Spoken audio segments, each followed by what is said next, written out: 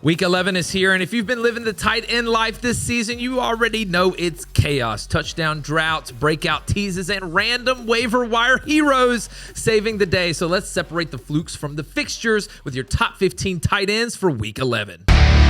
What's up, Headliner Nation? My name is Brad, the Rankings King, and before we dive into this week's rankings, just a reminder that these are the consensus rankings from the Headliners team. For more detailed analysis, check out the start-sit videos from Kyle already posted this week. And if you want even more breakdowns each week, join the Fantasy Headliners community by hitting that join button below. That's going to get you access to extra rankings like flex, kicker, defense, and a spot inside of our Discord. Now, before we dive into Week 11, we've got a few hits and misses from last week. And we start out with our trio of hits with Juwan Johnson, Dalton Schultz, and Luke Musgrave. And both Schultz and Johnson, they were top ads at the position last week, and we had them up inside of the top 12 at the position, and they both returned value. And then Luke Musgrave, a lot of people thought that it was going to be plug and play with Musgrave because of Tucker Kraft. We, though, disagreed and didn't even include him in the rankings last week, and he did absolutely nothing in Week 10. Okay, but what about our misses? And we start with Brock Bowers. And I mean, how dare we rank one of the best tight ends in football so high? And dude wasn't even a part of the game plan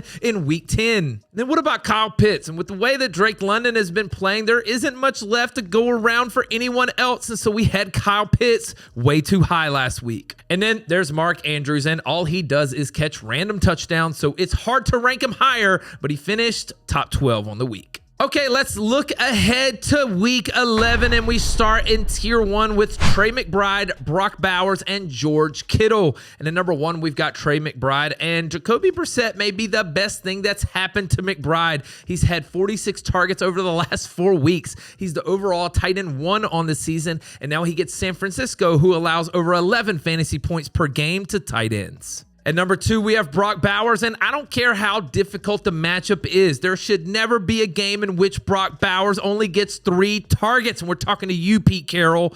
If that happens this week against Dallas, I say we all rage. And at number 3, we have George Kittle, and coming off his best game of the year where he saw a season high in targets and receptions, Arizona allows right around the league average when it comes to fantasy points per game to tight ends. But given the tight end landscape, Kittle is locked in to Tier 1. All right, now before we head into the next tier, I want to make sure that you're all hooked up on Underdog. You already know that we're crushing those player pick'ems on Underdog this year, so what are you waiting for? Head over to Underdog Fantasy or download the app and create a new account using the referral code HEADLINERS when you do so. Then just make your initial deposit and come join a contest. If you sign up with that promo code, again, it's HEADLINERS. You'll get access to all of the promos that Underdog offers weekly. And check this out, when you play your first $5, they're going to give you $100 in bonus funds. So you play 5, you get 100. It's that easy. And don't forget that Jake is also going to be breaking down the best picks weekly in our show on Fridays. Links to join are in the description, and we look forward to playing with you this week. All right, let's turn the page to Tier 2. We have Sam Laporta, Arondé Gadsden, Dallas Goedert, Dalton Schultz, Travis Swift-Kelsey, Jake Ferguson, Kyle Pitts, and Cade Otton. At number 4, we have Sam Laporta, and since Week 7, Laporta has alternated games with single digits and double digits. He remains pretty touchdown dependent,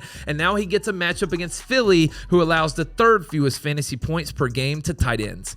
At number 5, we have Arondé Gadsden, and he's currently questionable to play after suffering a bruised quad in Week 10. If he can't play in this game, it's a horrible one to miss since Jacksonville allows over 15 fantasy points per game to the tight end position. At number 6, we have Dallas Goedert, and nothing new with Goedert. If he doesn't score a touchdown, he doesn't really help your fantasy team. This week isn't going to be a walk in the park either, because Detroit limits tight ends a lot easier than they limit wide receivers. At number 7, we have Dalton Schultz, and Schultz has 32 targets over the last 4 games and has officially become the safest option in the Houston passing game. Now he'll go up against Tennessee, who has a hard time stopping anything on defense. At number 8, we have Travis Swift-Kelsey, and with all of the pass-catching weapons healthy in Kansas City, we're going to be a lot more touchdown dependent when it comes to Kelsey. We need to focus on good matchups because Denver allows the 8th fewest fantasy points per game to tight ends, making this a delicate spot for fantasy managers. And at number 9, we've got Jake Ferguson, and Fergie has fallen greatly, and he's got a combined 5.5 fantasy points over the last 3 weeks. The return of CeeDee Lamb has really tanked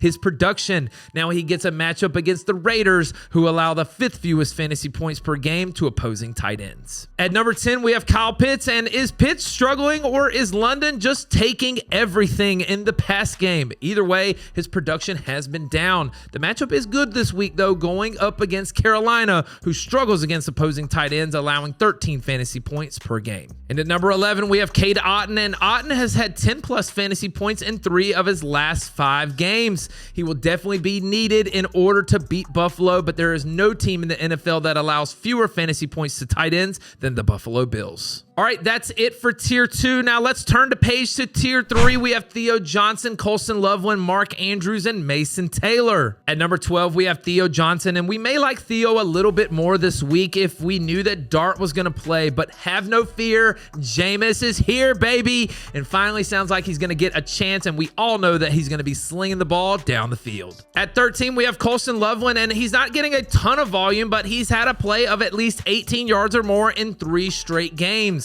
At this point, he's really matchup dependent, and this week they get Minnesota, who allows the 10th most fantasy points per game to tight ends. At number 14, we have Mark Andrews, and the last time that Andrews faced Cleveland, he had 1 catch for 2 yards. He hasn't had more than 35 yards in a game since week 3. It's touchdown or bust for Andrews, and Cleveland is an above average defense against opposing tight ends. And at 15, I know we're at the bottom of the barrel here, but we've got Mason Taylor, and yes, it's disgusting, but Garrett Wilson isn't playing, and there really isn't any other options to throw to.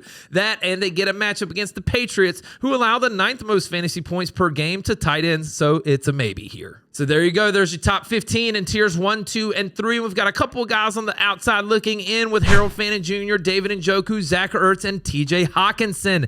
And that wraps up our tight end rankings for week 11. And some of those names trending up, others hanging on by a thread. But I mean, that's fantasy football for you. And so let us know, which tight end are you trusting this week? Hit that like button, subscribe for more rankings across every position. Thanks for watching Headliner Nation. Let's go get a W. Analytics, off the chain, 12 channels, not